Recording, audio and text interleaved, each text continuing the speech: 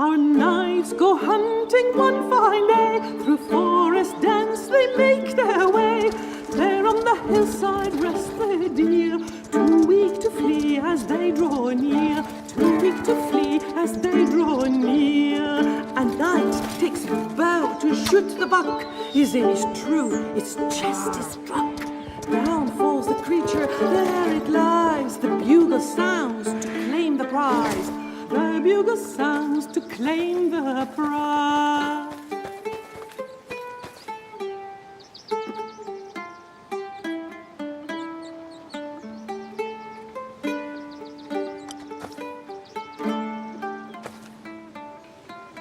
Our man strikes forth to view the deed, but to look a giant, oh, take heed. So strong and mighty is this knight, he mocks a hero, why such fright? He mocks a hero, ha ha, why such fright? Now, answer this, my clever sire, what does a woman most desire? Speak up this minute, don't delay, or you'll be paralyzed this day, or you'll be paralyzed this day. Our knight can give no quick reply, the giant does so terrify. Such mighty girth, what piercing eye! Our poor man fears his end is nigh. Our poor man fears his end is nigh. He feels a jolt deep in the bone. His body drops down like a stone. The giant hounds, thou, I am Lord, and you shall perish by my sword, and you shall perish by my sword. The stag steps out into the light. It stands up straight, oh, wondrous sight. It has fine antlers like a deer, than a man's face and chest appear. Human or beast, it is not clear. It draws the arrow from its chest. Oh, Grummer, hear now my behest. Put away your sword, spare the night. Let them all learn of their man's plight. Let them all learn of their man's plight. This night will be your perfect bait. Go to your castle and there wait. It will be gruesome, the demise. Very good master, this is wise. Very good master, this is wise. Our man is left to his vile fate, for he is helpless in this state. Gromer heaves him up like a sack. The creature's gone when he looks back. The creature's gone when he looks back.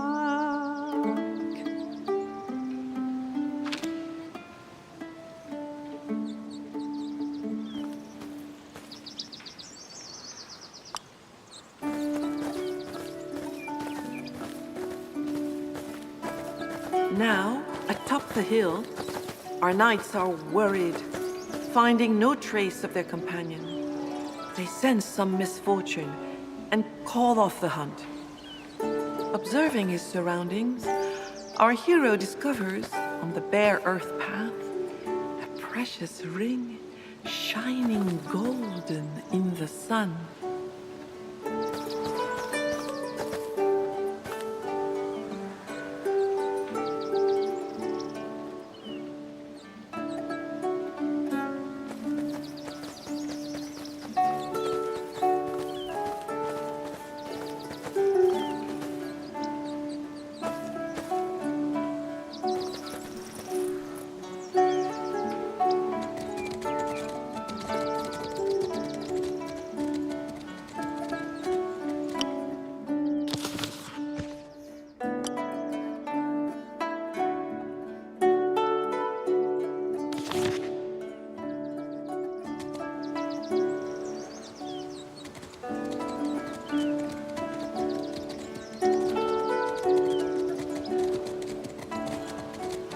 Our knights set out in the vast, towering forest of Inglewood. This is the thickest and darkest part they have ridden through yet.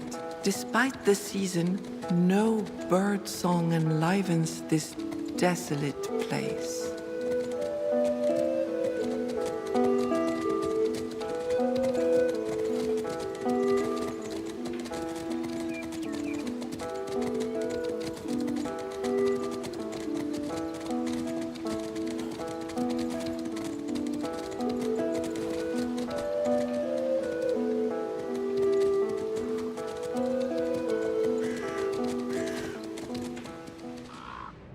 In the middle of the path, a knight sits atop his steed. Both have translucent, glass-like skin. Straight and proud, the man approaches, clad in his helmet and carrying his weapons. Without a pause, the man calls out to our heroes. "Gentlemen," he says, "deign to help a poor knight. I cannot leave this cursed place, so I beg you to grant me a single combat."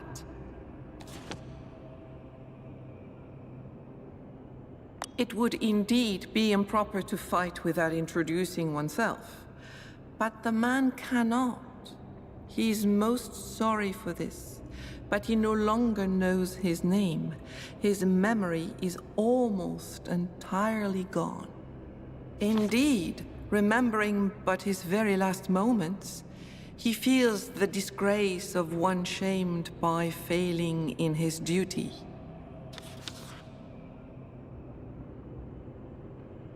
He confidently confirms that he has not seen any knights of the Round Table, except those now standing before him. The ghost madly struck at a being of inordinate size with his sword. I do not know what I wanted from him, or how he felt about me. I do remember, though, that I had to save... He pauses. Save someone dear to me? Damn my memory. My powerful blows were not enough. He slashed downward and slayed me. Our hero decides not to cross the bridge. He turns around, leaving the ghost knight after having bid him farewell.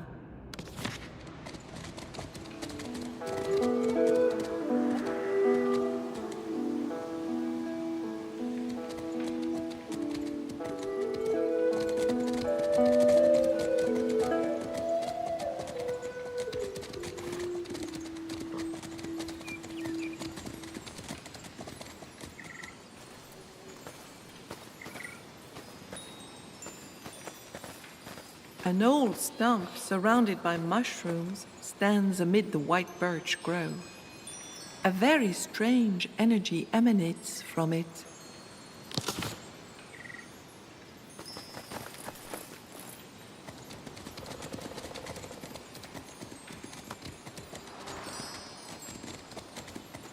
A woodcutter named Thibault exchanges the usual greetings with our knight.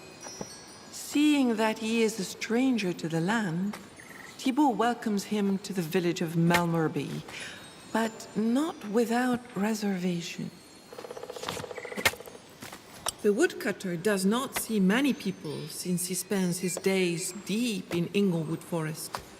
He has not seen a knight who matches our hero's description. A few days earlier, Cromer Sommerjeur took over the village and the castle, driving out Matilda, daughter of the late Castellan. Since then, things have gone from bad to worse. Our knight immediately tries to discover the truth of the matter. The woodcutter has a most serious look upon his face. His words betray great suffering. "You know, sire, times are hard. My wife Joan and I are greatly saddened," he says. "Our children are ill." Thibault hesitates, embarrassed. His wife thinks the cause to be supernatural, while he suspects a more ordinary but unknown reason. A natural remedy must certainly exist, even though all have failed so far. It is a kind of fever that keeps the little ones bound to their bed. Thibault does not know what to answer. He has no idea where such a valuable object could have come from. This knight was dear to the late Castellan, and it is said that he was struck down by Cromer Sommerjeur the very night the castle was taken. Since then, his ghost guards the bridge and attacks any knight who attempts to cross. Gromer was already well known in the village, even before he took over the Castellani with the help of his henchmen. According to the rumors, he underwent an incredible transformation. Thibault replies that our knight would do well to talk with his wife, who knows the lady much better than he. The woodcutter's face again betrays his worry as he bids our knight farewell.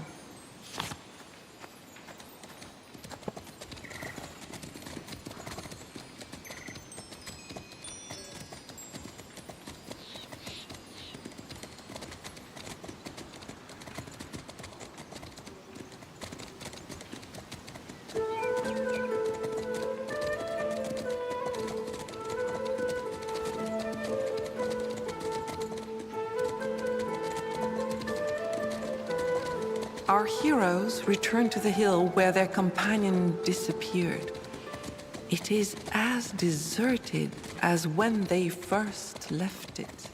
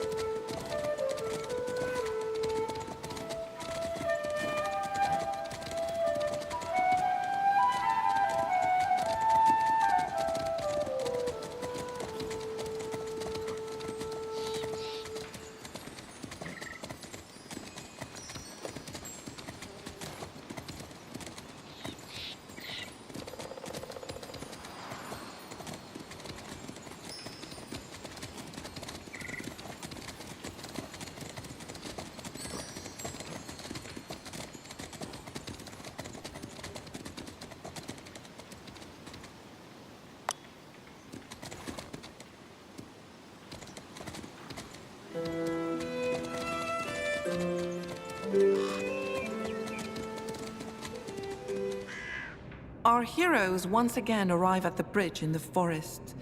The sky is the color of lead, and the air is so heavy with unease. Our knights marvel at finding the knight they now know to be Guillain on the bridge. Standing there, over the water, he looks absently out at the horizon. When he realizes that he's no longer alone, the man demands a fight, repeating word for word his demand from his last encounter with our heroes. It is as though he has forgotten everything, and he's seeing them again for the first time. The ghostly knight loudly proclaims his happiness that this fight is beginning and that the duel must stop at the first blood spilled. The two combatants take their positions, ready for the charge.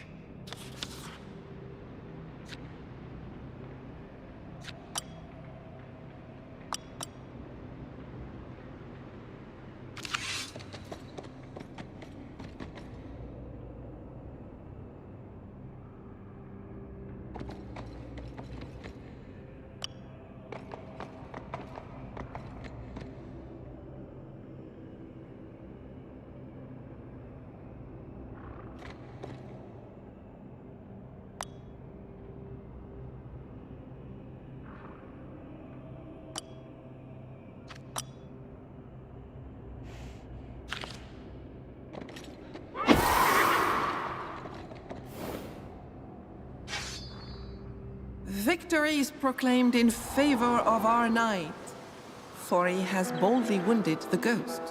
What a noble duel and skillful knights. The defeated knight is gone, like the flame of a candle snuffed out.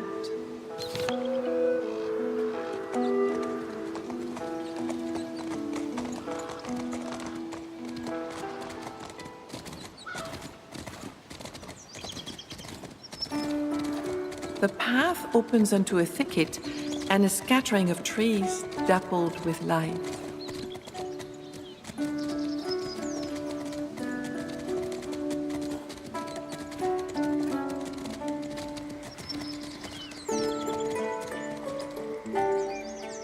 At the edge of a pond, a majestic horse with a flaming mane contemplates his reflection in the water troubled by the breeze.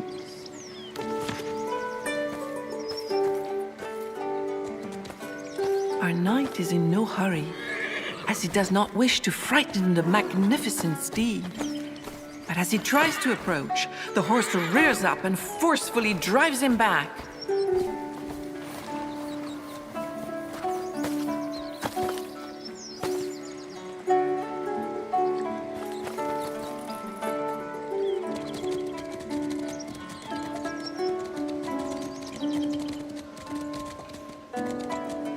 The road continues on into a humble village where wattle and daub walls protect against the heat of the sun.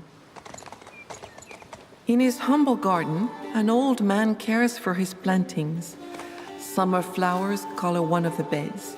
The other contains leaves and stems of all kinds, in many hues of tender or deep greens. The old gardener welcomes our hero, who approaches and introduces himself as a knight of the Round Table. He greets him in turn, giving his name Angus. Angus lowers his voice. "From afar, I saw a knight being taken to the castle," he says. "The new Castellan Gromer is certainly behind it all. I believe that does not bode well." The herbalist leans in. Though the situation could be much worse, it is not good. I believe the village has been waiting for worthy men like yourself. Gromer was guilty of atrocities when he took Lady Matilda's castle by force. He called in mercenaries to do it, and these men are now causing havoc and harm in the village. The herbalist thinks a moment. It must be Sire Guillain, he says, who was killed and cursed that evening by Gromer in front of his beloved Lady Matilda. Angus believes it is from the other world because of its red ears and mane that contrasts with its immaculate white coat. It belongs to the former Castellan, who designed an enchanted bridle to calm the steed's fiery temperament. The horse had already lost the bridle by the time it reached the houses on the edge of the village. Angus examines the ring carefully. He shakes his head. No, it is not familiar. The lady succeeded her father as Castellan before Gromer drove her out. She's wise and adventurous, like her friend, Lady Raniel, but neither have returned since the tragic capture of the castle. Though the herbalist was present on the evening of the assault, before the debacle, he does not know where Lady Matilda has found refuge. Since they are the lady's close friends, the village women may know something of her whereabouts. The herbalist suddenly loses his cheer. He's afraid that something terrible has happened to her. Though Gromer is her own brother, he has long been jealous of her. She's more intelligent, beautiful, and well-loved than him in the village.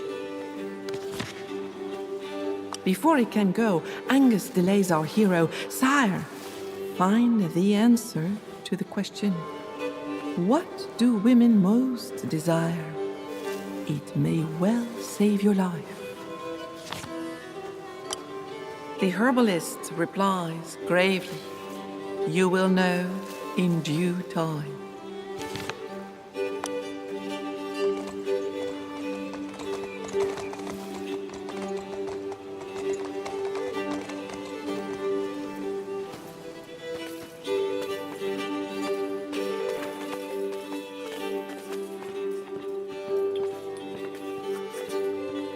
The stone and wood house, so lavish and well-maintained, also serves as a goldsmith workshop. The interior is elegant and tastefully decorated. A young woman is checking or correcting manuscripts. When her door opens, the craftswoman offers a polite greeting. She introduces herself as Emelind, the village goldsmith. Our knight also gives his name and states that he sits at the round table. The goldsmith cannot hold back a sigh. She explains, "Gromer has taken both the village and the castle. He calls himself the Castellan, but he's only a rascal, a usurper, and a felon. The village is on the brink of ruin." This man is Lady Raniel's brother. Some say that he has become superhuman in size and strength, and even has extraordinary powers. While Raniel is good, her brother is evil incarnate. Since becoming a widow, Emelind has taken over the workshop. She makes jewelry and reliquaries of silver and gold. Her work is renowned and esteemed throughout the kingdom. Her son has even gone to Carduel to recruit workers. Fed by the new Castellan, Gromer, the mercenary plunder all those who cross the bridge. She can therefore no longer buy precious metals, nor sell her goods in the capital. She will soon be penniless, and she fears for her son if he returns to the village. The mercenaries are looking for wine. They have exhausted their last reserves. All village doors close when they come near. This could be used to our hero's advantage. He could get a large supply from Joan. Emelind approves, finding him most charitable. Suddenly, Emelind is silent and pensive. She turns pale, saying in a strained voice that she knows nothing about it.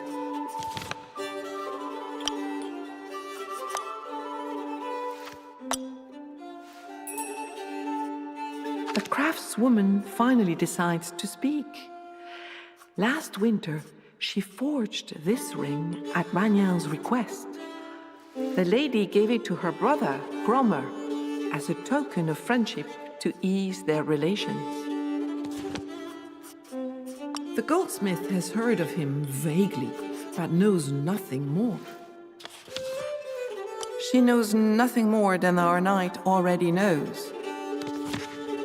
The craftswoman smiles. She succeeded her late father before Gromer dispossessed her of the Castellani. Lady Raniel, Matilda's closest friend, served as her advisor at the beginning of her governance. She remembers how, before that, the village women would hold council meetings. Even Joan, the peasant, joined them. But now, no one knows the whereabouts of the two ladies. She has known her for so long.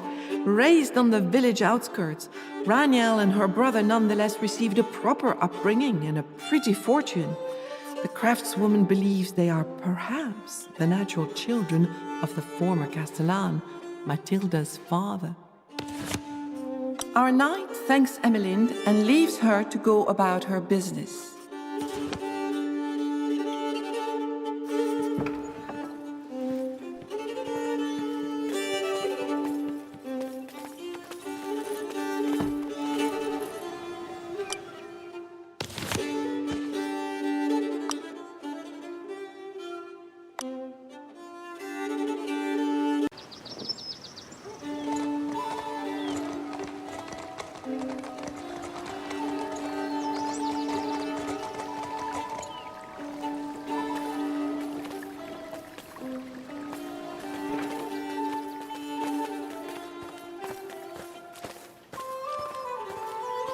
Once the threshold of its wide wooden door is crossed, this peasant's cottage offers a welcome coolness. A woman with a tanned complexion is leaning over a large bed where 3 small children are sleeping. She greets our knight and welcomes him to her humble home, introducing herself as Joan. Joan's face darkens. She begins to whisper, as if afraid that someone else will hear her. Since Gromer, that evil man, took the land, nothing is well here. Lady Matilda and Lady Raniel are nowhere to be found. The peasant woman feels there is a problem with the food stored in the barn, even though there is no sign of vermin. The herbalist has tried all the usual remedies, without success. There may be a supernatural cause behind all this, although her husband does not believe it. Joan asks our hero to go and have a look before she thanks heaven and wishes him good luck. The new Castellan, Gromer, ordered Thibaut to cut white birch tree deep in the forest. This knotless wood will be used to make bows and arrows to arm men.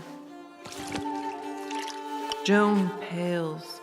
He has done terrible things, she whispers. It is said that he is backed by evil forces, and to think that, as a child, he used to come and play in the village with his sister, Lady Raniel. Seeing the ring, Joan cannot help but laugh. Belonging to a very rich lady indeed, she exclaims. No, sire, I do not know who would own such an object. Her husband saw him there for the first time the day after the castle was taken. She adds, he must have perished at the hand of Gromer Summerjewer himself. This extraordinarily intelligent woman formed a council that gathered all the women of the village, regardless of their status. Gromer always envied her ease with people and their fondness for her. Lady Matilda is incredibly kind. She agreed to the village women holding council, and even to simple peasants like herself taking part. Alas, Gromer chased the lady away and took her castle. This woman exclaims joyfully that this young widow is a friend of hers, but that she has a lot of trouble right now with the mercenaries looting along the road to Carduel. Indeed, the peasant woman has a good supply. Joan declares that 1 gallon of wine would be enough, that it fits in a small cask that is easy to carry, and it will cost 80 pennies.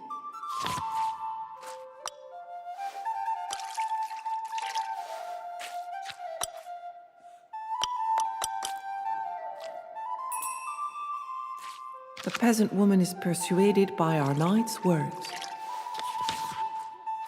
Joan gives the cask to our knight, who hastens to thank her. Our knight leaves the peasant woman, who resumes to watch over her children in the humble cottage.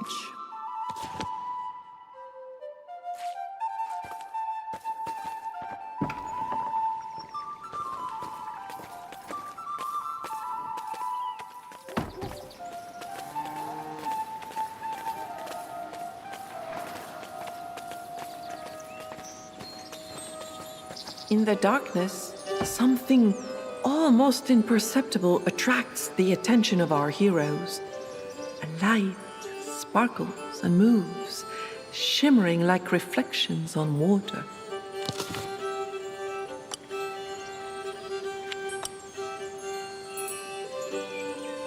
Thanks to his knowledge, our knight examines the tracks attentively. He quickly understands that the shimmering is a sign of fairy presence or doings.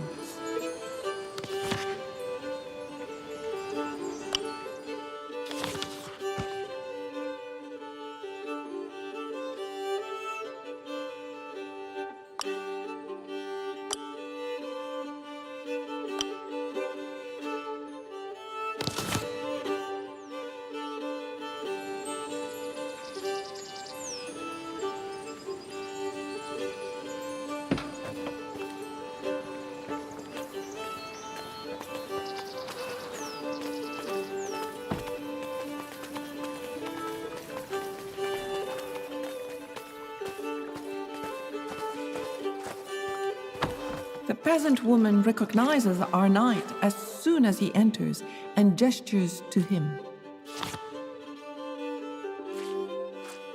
Joan does not seem surprised. She says that the herbalist could help our knight because he holds secret knowledge.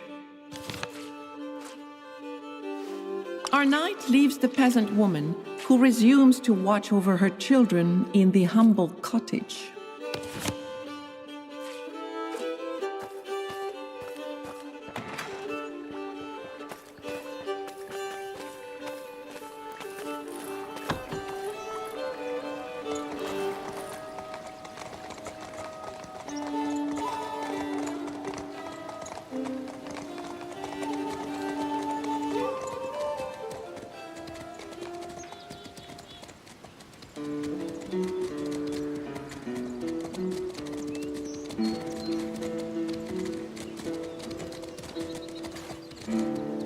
Cultivated fields stretched out on both sides of the road. The grain is heavy and ripe. The harvest is near.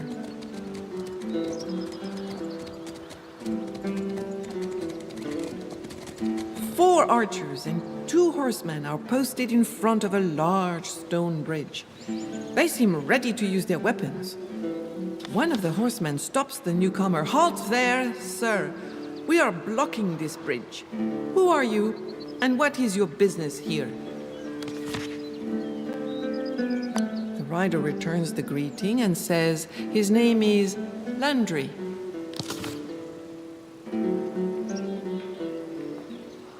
Landry starts to laugh. "Well, we are 2 knights leading a group of mercenaries, paid for by the master, who rules in these parts, to cut off all access to the capital and to rob all the merchants we come across." The mercenary nods enthusiastically. They are making their fortune from convoys loaded with precious metals, jewels, and richly crafted religious objects. They will stay as long as Gromer wishes it, since they get a bonus for every convoy they take down. The mercenary pouts. "Alas," he replies, "though the Castellan supplies us with food, we are sorely lacking in wine. We would always drink more than we are given." Landry imagines great amusement. He has long been eager to treat his regiment to drinks. Without further ado, the mercenary accepts the cask he so covets for himself and his men. Our knights take part in rejoicing with the mercenaries.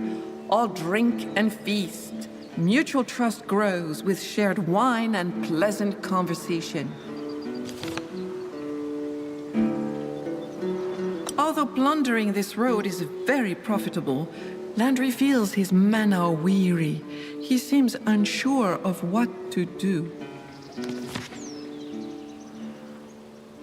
Landry becomes pensive, but does not have time to say a word before our knight continues.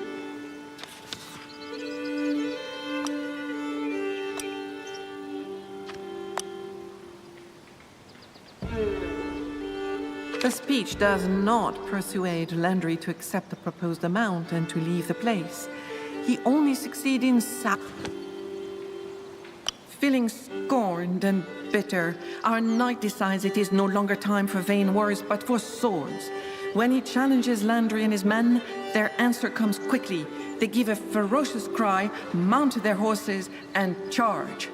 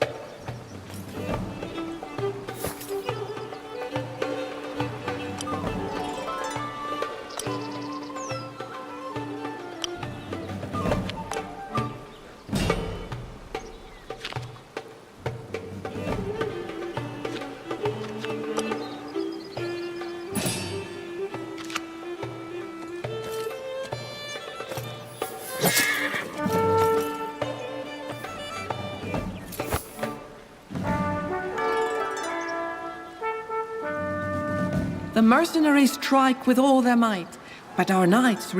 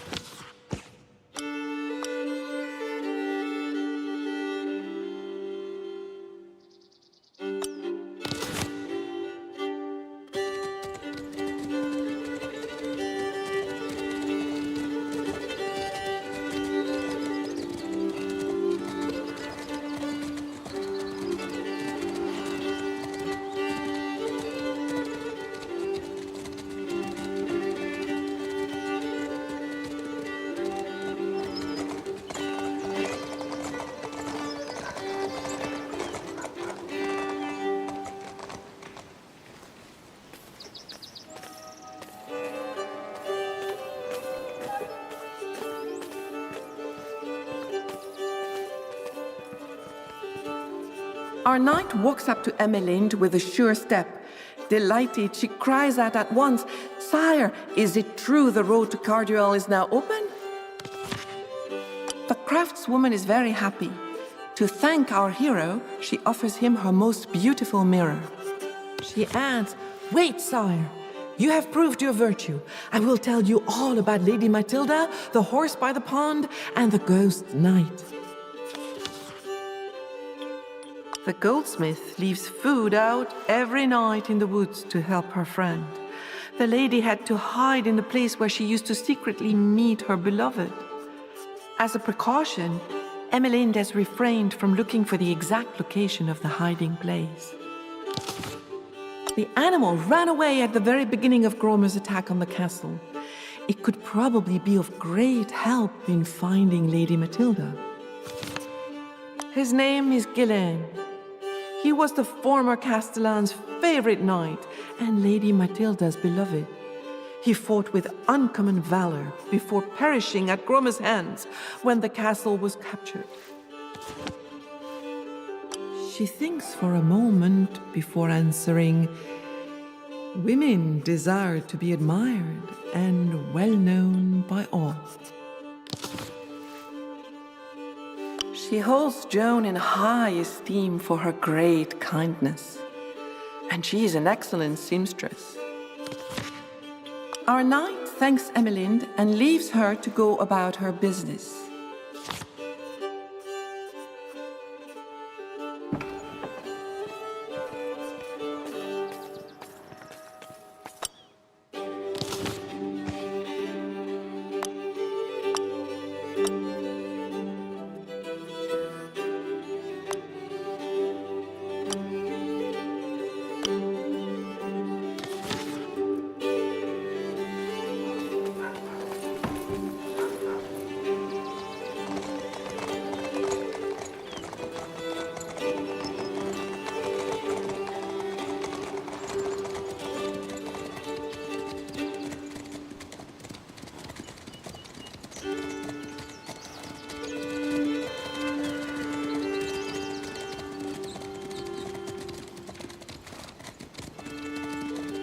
A beautiful orchard with fruit already and unseasonably ripe appears. Beyond the last trees, high walls tower on the horizon, casting a forbidding shadow below. The raised drawbridge prevents anyone from entering.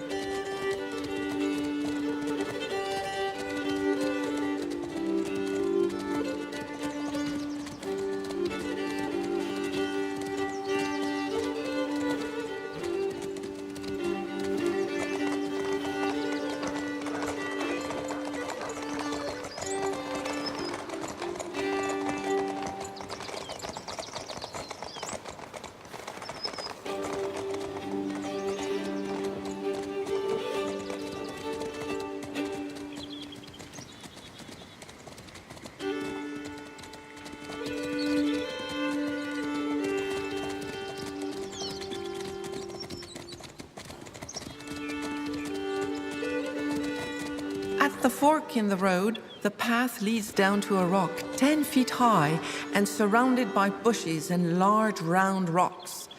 This mineral and vegetal mass blocks the rest of the path completely.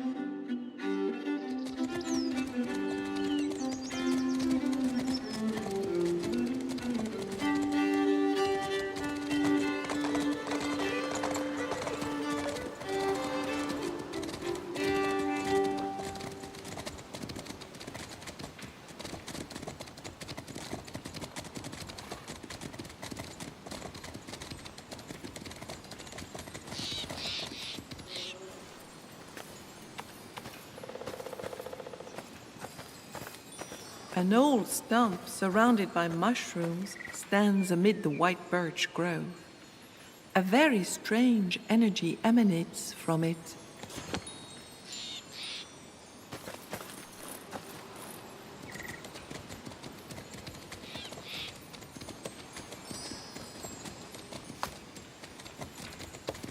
Our knight is welcomed once again by Thibaut, who in silence lifts his axe to split white birch logs. For the woodcutter, Joan is the very best of mothers, even if she sometimes has strange ideas. Since he knows little of the lady, he suggests our knight ask Joan, his wife. The animal is quite handsome, but not easily approached. And it spends its time gazing at its own reflection in the water, he adds in a critical tone. The woodcutter's face again betrays his worry as he bids our knight farewell.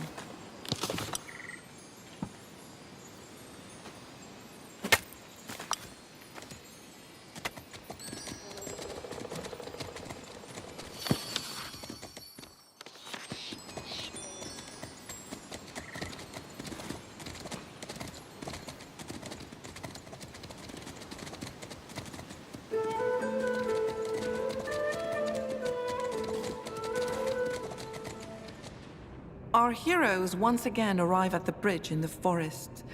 The sky is the color of lead, and the air is so heavy with unease. Alas, his mind holds no trace of it. Ghislaine remembers neither his lady nor the strength of their love. In truth, it all seems too far-fetched to the ghostly warrior who begins to doubt his own knightly qualities. And yet, he does not doubt the existence of this woman, Matilda, whom he tried to protect with his life. Worry settles like a shadow over his face. He has just learned that Grommer's summer Jure now reigns over the land. It is certainly not surprising that he is a knight, yet a deep despair takes hold of him. If these virtues were true, I would not have failed in my duty. He knows not what to say or think, so great is his confusion. He smiles sorrowfully. He has no memory even of his own name. The ghostly knight loudly proclaims his happiness that this fight is beginning and that the duel must stop at the first blood spilled.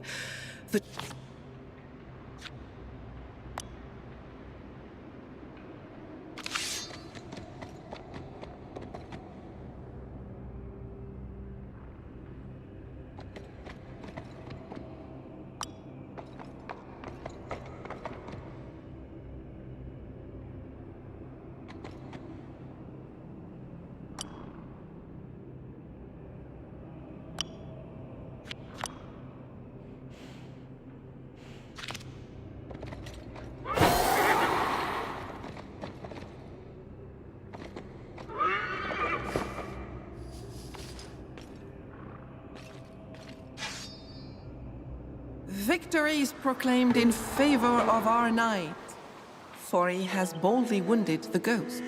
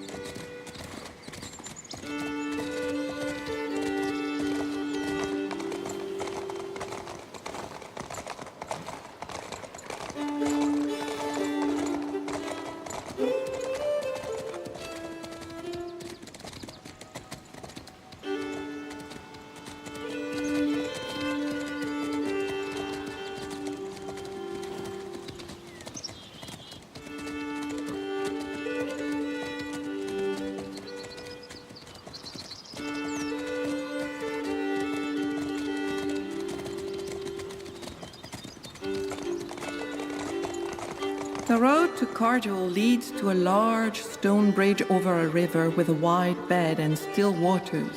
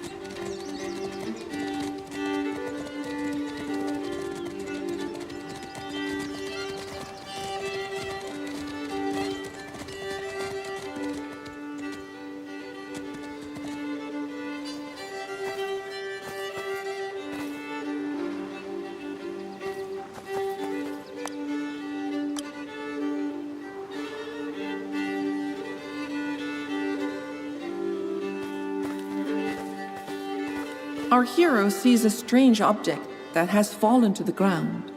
After examination, he sees that it is a valuable and little-worn riddle, covered in dust.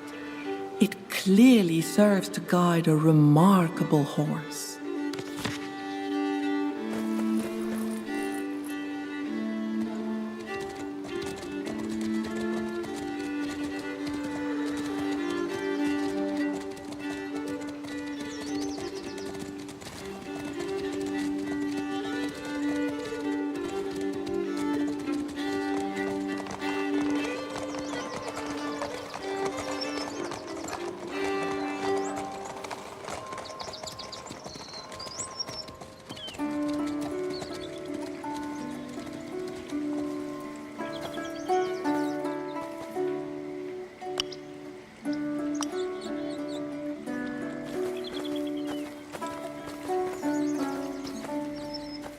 To show the steed the mirror without frightening it, our hero places the object neither too close nor too far. The horse is immediately attracted and approaches without the slightest fear. The steed is absorbed in contemplating its own reflection. This is the perfect time to capture it. Our knight takes advantage of this to get closer, moving cautiously, and expertly slips the bridle onto the horse.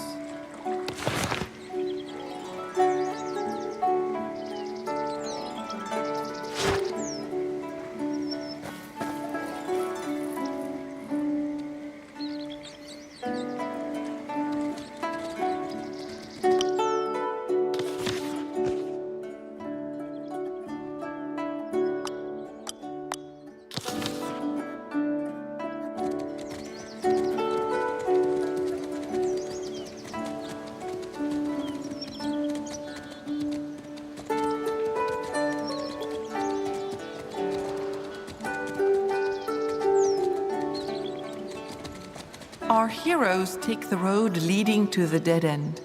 Suddenly, the fairy horse snorts and stomps. He has just found a passage through the rocks.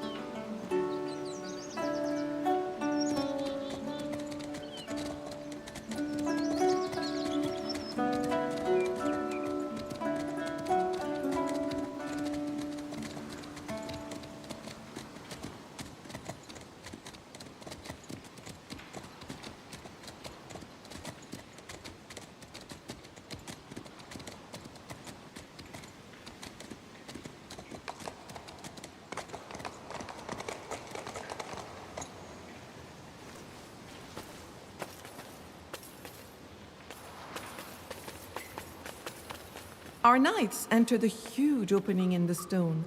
But What a surprise when they see a beautiful and noble lady sobbing on the floor on a makeshift bed. The woman cries out, "Who goes there?" Somewhat reassured, she returns our knight's greeting, saying, "My name is Matilda. I had quite the fright when I saw you enter here." Her sad face lights up for a moment. Our hero must have spotted the cave thanks to Bayard, her fey horse. The steed knows the path here by heart. She's happy to know her horse escaped Gromer, and yet he reminds her of her dead father and of her late beloved. Matilda knows no more than what Emmeline has written to her about it. It distresses her, but she feels helpless. She has no strength left. Seeing the ring, the lady turns away, a look of sorrow and terror on her face. Matilda begins to cry sorrowfully for her lover, whom she calls her beloved Guilain. The villagers have seen him as a ghost in the dark forest. For the lady, he is still her promised one. The lady sighs. He is more fortunate than she. He does not have to suffer the loss of everything he holds dear. What's more, she cannot speak to him. They are both now invisible to each other. This is part of the curse. She mentions a love song they often sang together. With an instrument, our hero could easily learn the tune and remember it. She adds, "If this does not work, nothing can." The lady wipes away the tears that bead along her lashes. Then she thanks our hero, telling him he is the most virtuous man in the world. Matilda, distressed, begins, "My poor friend, she is the most intelligent person I know. She was supposed to advise me in the Castellani, but then that fateful evening came." Matilda pales even more. She stammers out words of apology. She cannot speak about what happened. She may faint, as remembering the events causes her such sorrow. The young woman, overwhelmed by emotion, cannot say a word. She smiles a moment and says, "That was indeed a wonderful undertaking. There was harmony among us all, and we acted together for the prosperity of the village. But that time is behind us now." Our knight thanks the lady and leaves her in her stone refuge.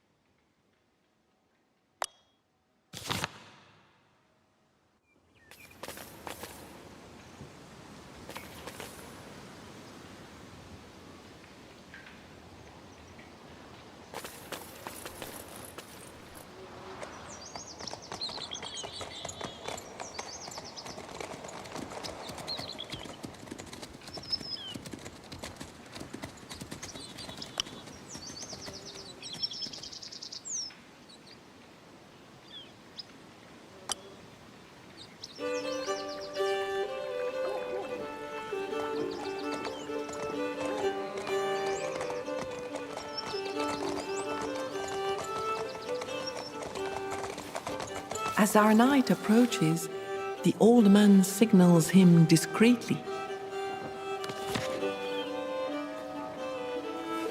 Unable to see the tracks despite careful examination, he could not conclude anything. Now, he no longer doubts that it is the work of Corrigans.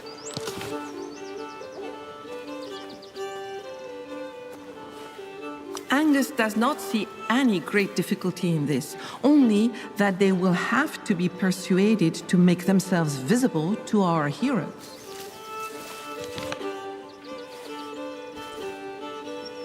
The old man bursts out laughing. In truth, they may be anywhere humans are not, even if sometimes they make incursions into the houses of men. The herbalist squints, stroking his beard. He seems to know a way.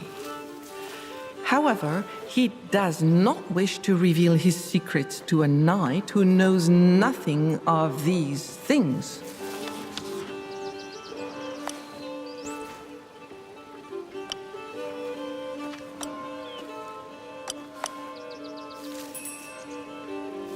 The old man is convinced. He knows an ancient evocation, but it requires a special place. There, a flowering clover and a thimble must be placed and sprinkled with water from a fountain. Our hero learns the magic formula to recite in a suitable place once he has gathered all the elements. Finally, Angus draws a bunch of clover from his knapsack, so our knight won't have to search. Joan, who lives close by, surely has one, since she practices sewing. Angus nods. The ghost knight must be trapped on the bridge by a curse. But alas, his conclusions stop there. After thanking the herbalist, our knight leaves him to tend his garden.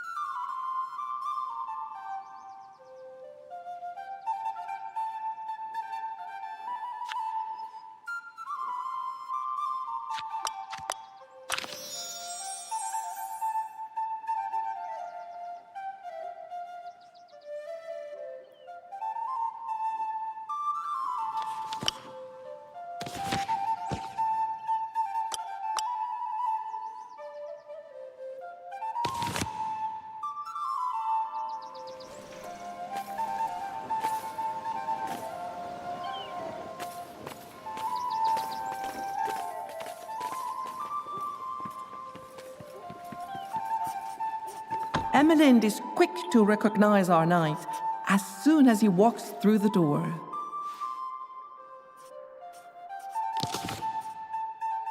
Joan, who lives close by, surely has one, since she practices sewing. The craftswoman hastens to ask our hero questions. She feels great joy and relief to know her friend safe and sound. Our knight thanks Emelind and leaves her to go about her business.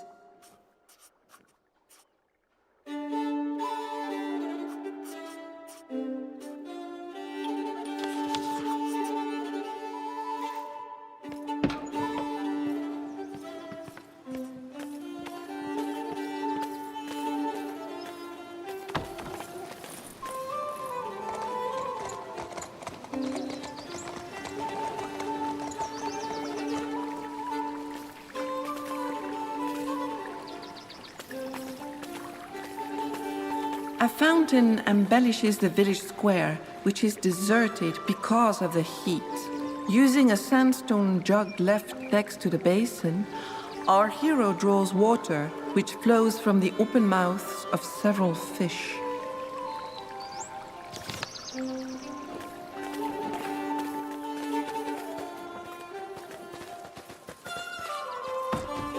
The peasant woman recognizes our knight as soon as he enters and gestures to him. Pensive, Joan ponders our knight's words. She thinks of the stump in the center of the circle of birches. It might work, for it is said that wondrous beings resided there in times past. Joan does not seem too surprised by this unusual request. Our knight thanks her for the wooden thimble she lends him. Our knight leaves the peasant woman, who resumes to watch over her children in the humble cottage.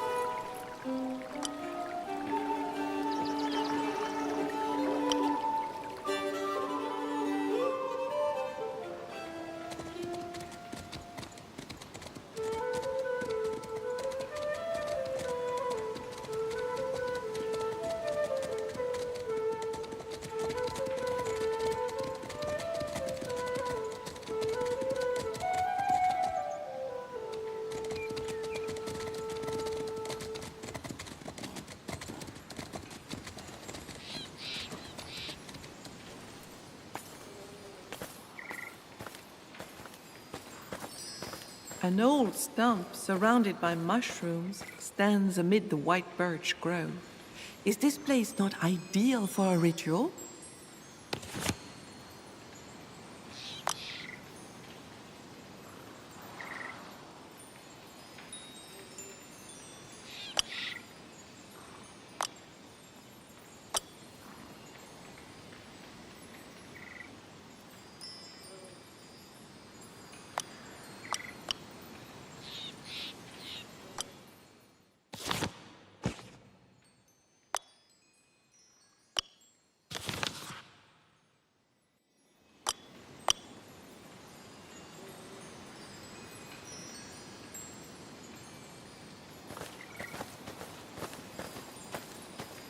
An old stump surrounded by mushrooms stands amid the white birch grove.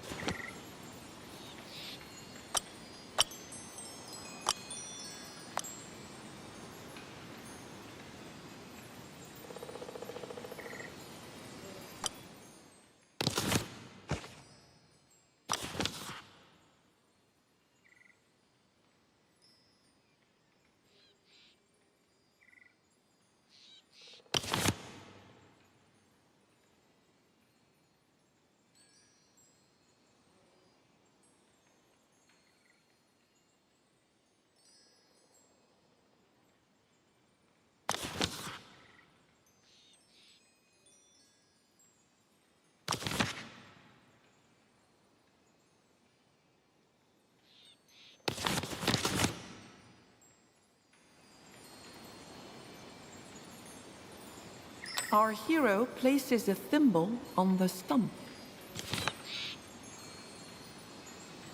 Our hero puts the bouquet of clovers on this natural altar. Our knight consecrates this makeshift altar, sprinkling it with water from the fountain.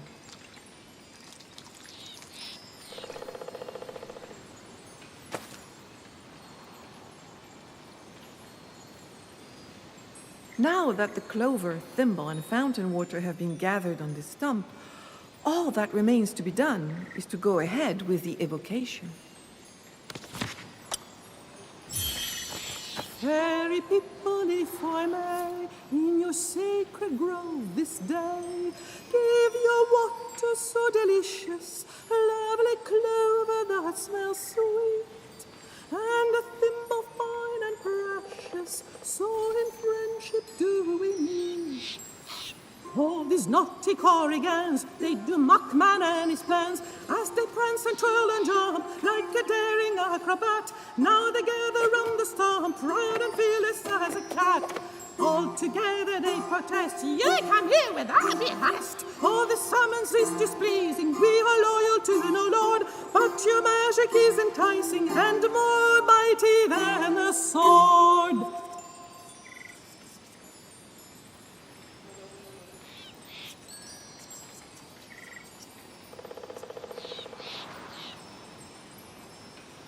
The Corrigans' faces clearly display their indignation. They have been furious since the woodcutter cut the birch in the circle of trees that surrounds them. And in reaction to our knight's blank look, they begin swearing. This grove of white birch trees is sacred to their people.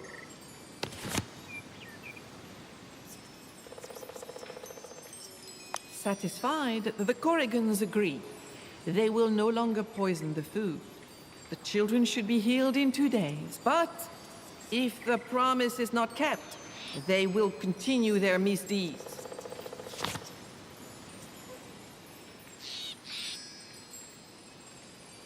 Although annoyed, the small beings assure us that they really are Corrigans, masters and lords of all places forgotten by humans.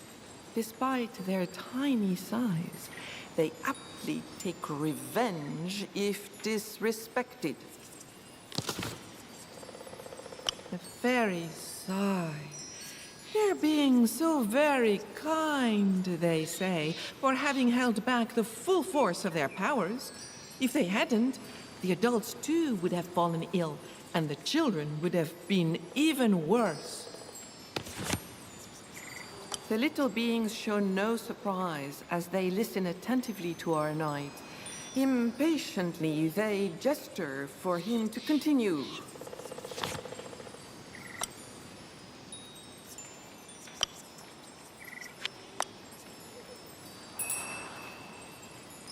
Faced with this clever presentation, the Corrigans agree to share some of their knowledge with our knight. Our hero thanks them. When he bids them goodbye, the little creatures are prompt to leave.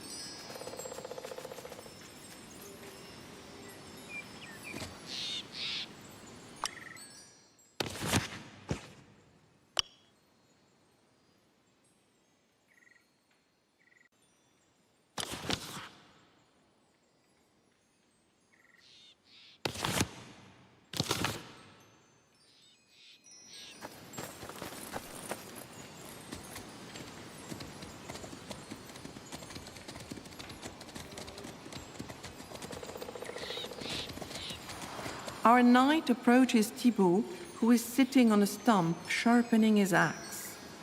The woodcutter raises his eyes to look at him.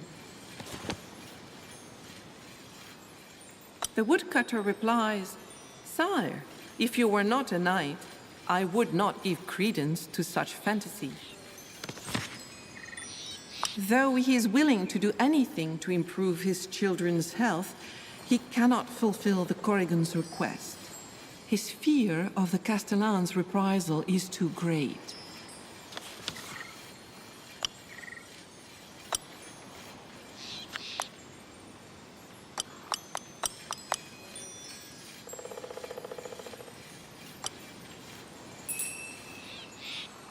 Now convinced, Thibaut chooses to trust and take the oath. He adds, "Sir Knight, you must know that the guards will come today for a delivery of wood. That is when I will need your help." Thibaut tells him to go and see his wife, to tell her the problem is solved, and the children will heal. She will be relieved and delighted after days of worry.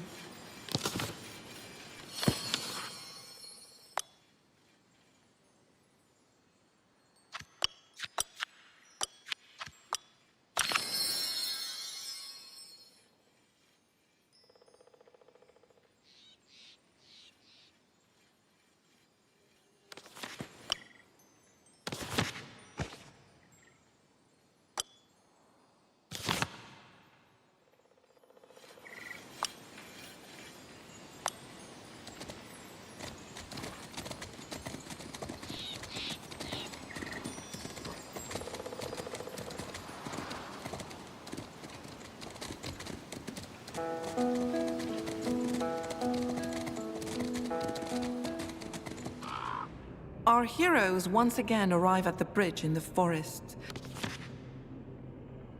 The ghost warrior knows nothing, only that attempting to cross the bridge is in vain.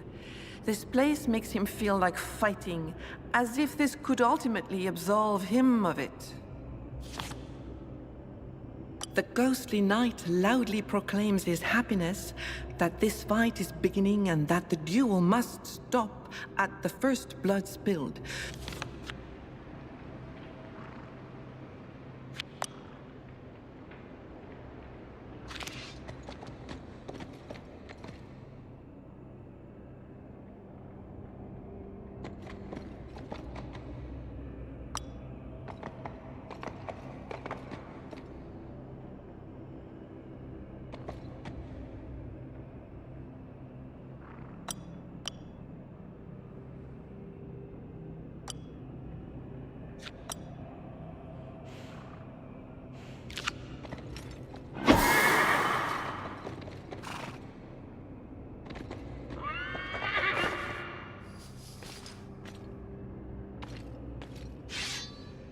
Victory is proclaimed in favor of our knight.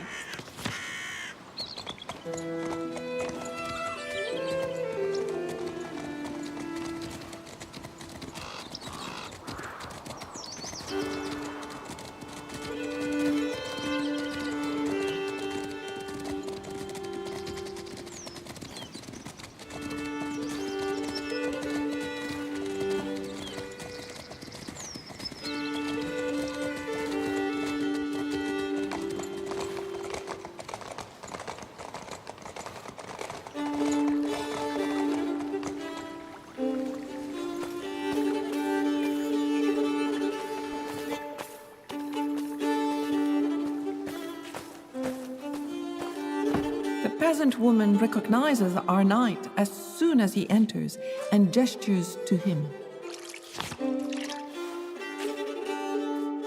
Hearing these words, Joan's face lights up.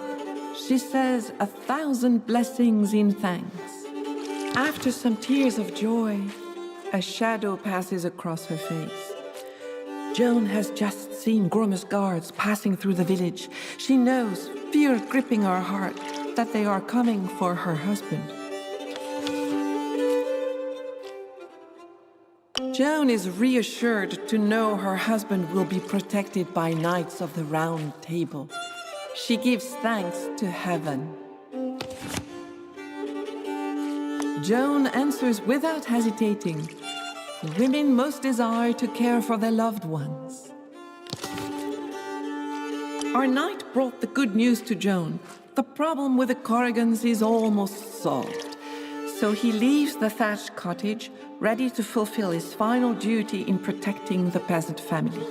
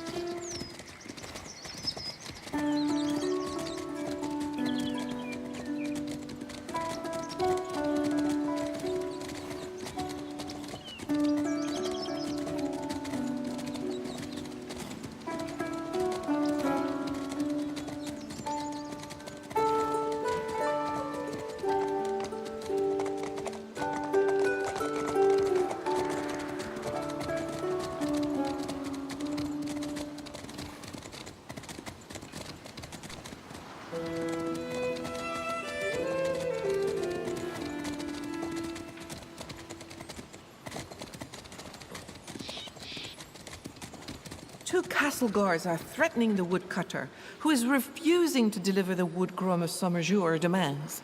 Increasingly angry, the men-at-arms wish to force him to obey.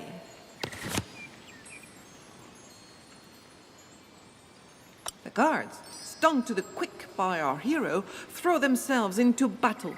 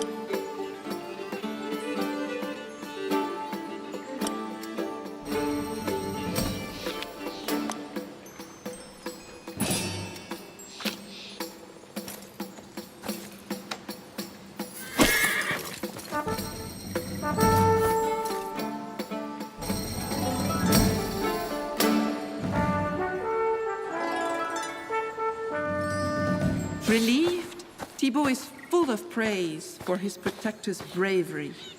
He sits down on the stump in the center of the sacred grove. From his bag, he takes his pipe and begins to play a cheerful melody.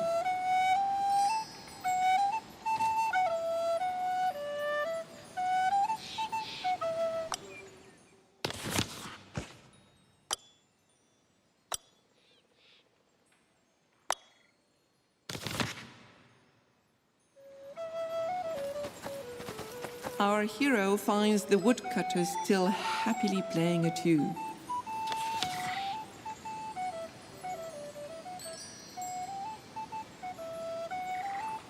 The woodcutter nods with a hopeful smile. He longs to see the Castellani liberated at long last. Indeed, Thibaut himself carves pipes from elderberry wood and plays tunes for his children. Though of rough appearance, they nevertheless have a very lovely sound. In gratitude for saving his life, the woodcutter gives our knight his beautiful flute. He returns to his family now that he has nothing to fear from the guards.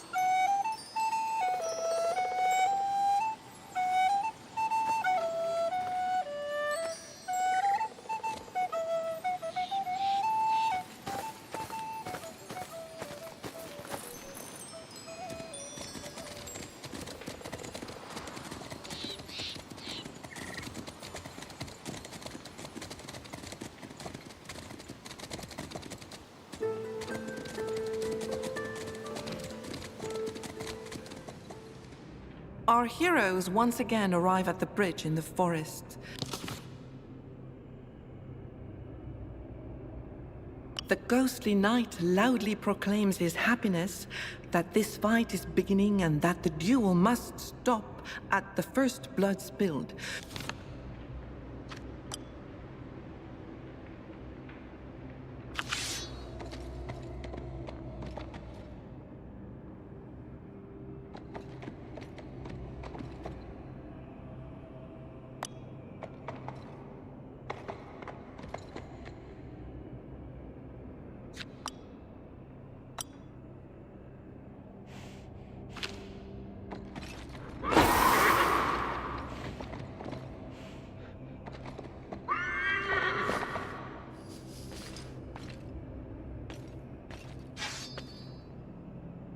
Victory is proclaimed in favor of our knight, for he has boldly wounded the ghost.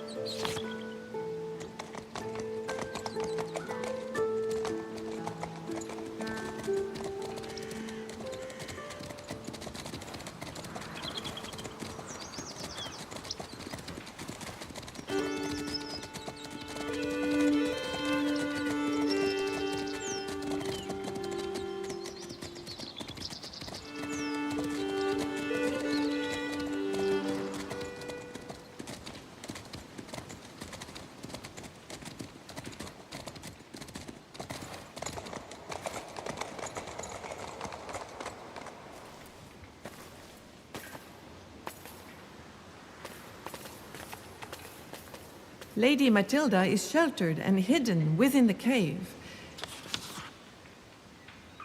At the sight of the pipe, she frowns. The instrument is not suitable for a lady. Yet, it is sometimes necessary to make do with what one has, she tells herself. Matilda regains some color, and there is almost joy in her voice. The song is called Douce Dame Jolie. Delicately, she takes the pipe and begins to play a clear, lilting melody.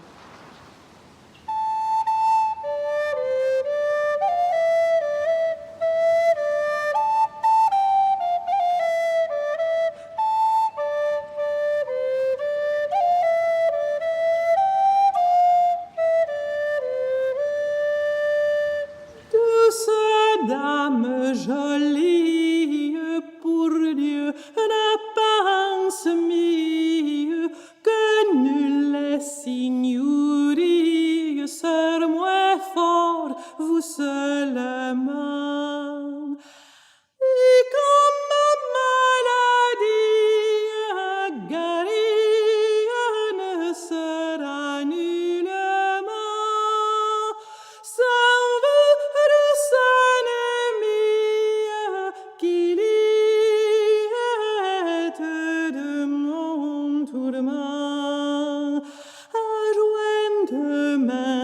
prie vos cœurs, puisqu'ils m'oublient, que temprement m'oxy, car trop longuement. Douce dame jolie, pour Dieu ne pense mieux que nul signorie, serre-moi fort, vous seulement.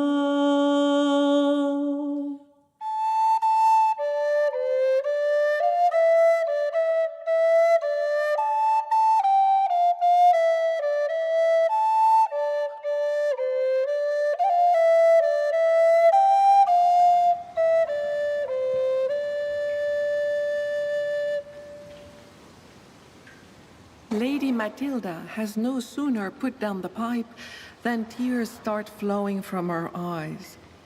She apologizes for crying. Sire, go now. Sing this sweet song to Guilain. My salvation and that of my beloved depend on you. Our knight thanks the lady and leaves her in her stone refuge.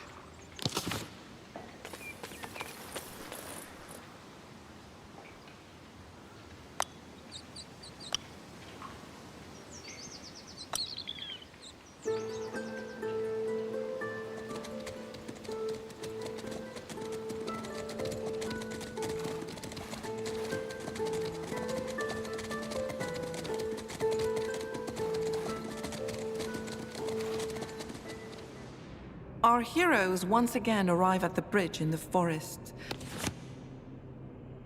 Guilain agrees to let us try to help him recover his lost memory. Our knight tries to remember the tune, which is not difficult after having heard Lady Matilda sing. But singing the right words does not seem easy.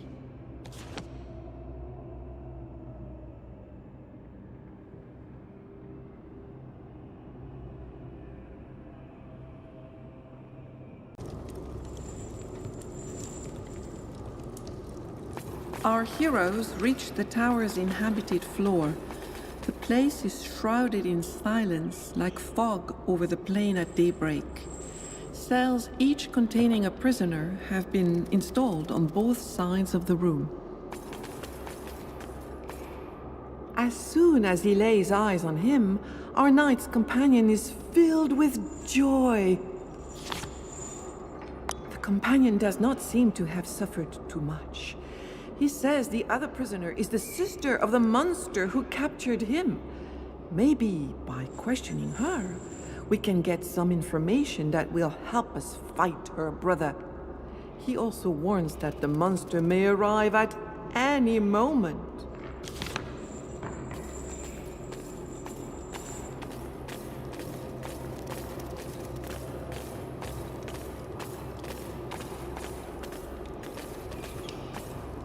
Our knights shudder with horror at the sight of the frightful being who turns towards them.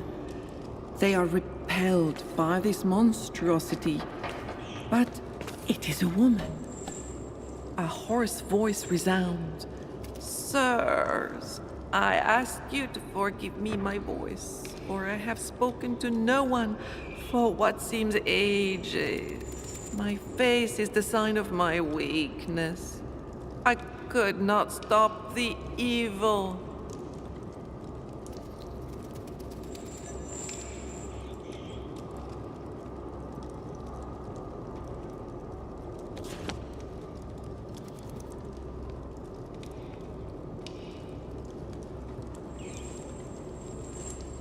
The woman sees our knight looking her straight in the eye.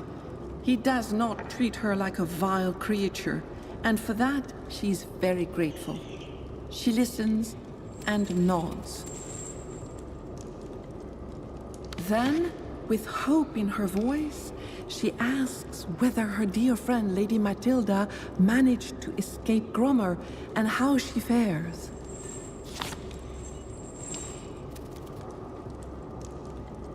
At these words, the woman sighs, her torment eased. Finally, She says her name is Lady Raniel.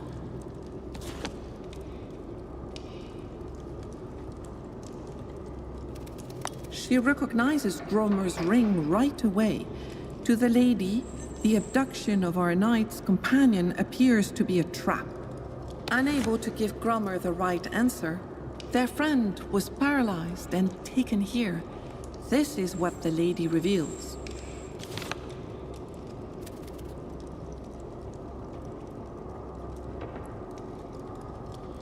Lady Raniel did not see the attack. Gromer kidnapped her and locked her up as soon as he seized the castle. She thought no one would succeed, but our hero has indeed found her.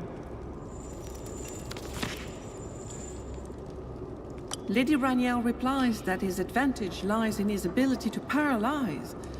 To do so, he asks the question, what do women most desire?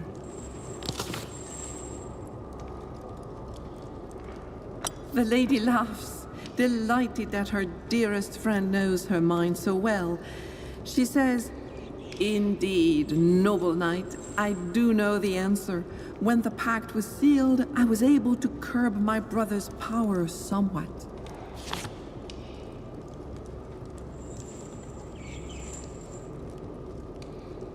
The lady answers that, first, her most cherished wish must be granted.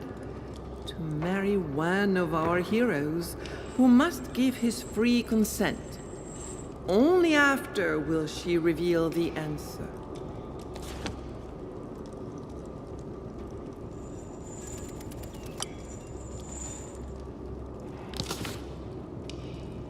The lady hears that her wish will be fulfilled. Alas, she tries to smile, but can only grimace, since her ugliness is so great. Then she gives the answer our knight has so long sought. More than anything, women desire to act as they wish. Suddenly, as the lady utters these words, noise is heard in the stairwell. Unmoving, Lady Raniel whispers that Gromer comes every day to torment her. Our impatient knights are awaiting their chance to fight. Disproportionately large, Gromer Sommerjour bursts out of the stairwell, very handsome in his carmine and gold clothes. A frightful look on his face. He roars with laughter when he sees our knights, who have come willingly into his trap. Gromer sneers at Lady Raniel, saying, "Sister, you think you are saved, but you are not. These men are here because I invited them. Sir Knight, you must have found Matilda. Once this little mishap is over, she will be mine, as she should have been long ago." Gromer exclaims the time has come to be rid of unwelcome knights, so he asks, what do women most desire?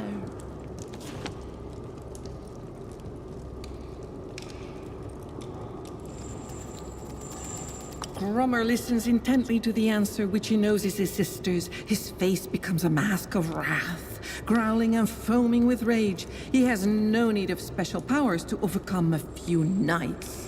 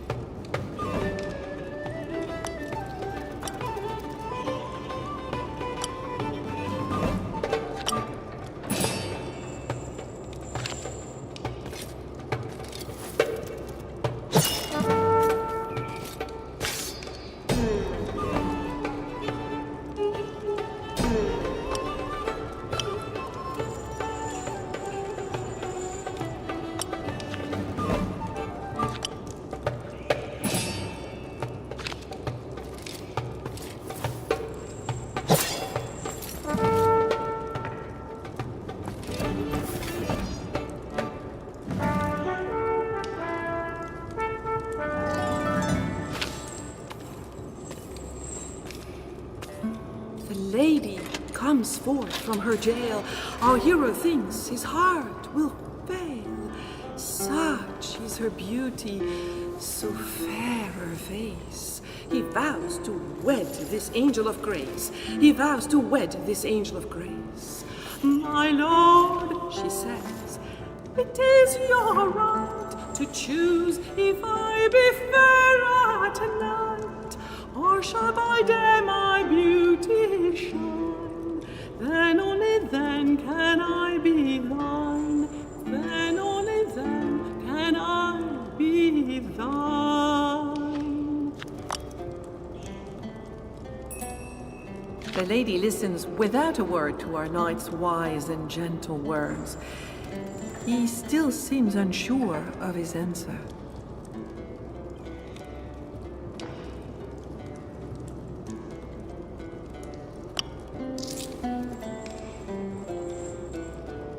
My lady, only you can choose.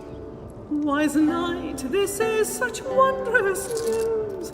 Now at long last I shall be free from this foul man who torments me, from this foul man who torments me. Now day and night I will be fair, and ours shall be a love so rare. Behold, our knight's love is so true. My heart, he cries, belongs to you. My heart, he cries, belongs to you.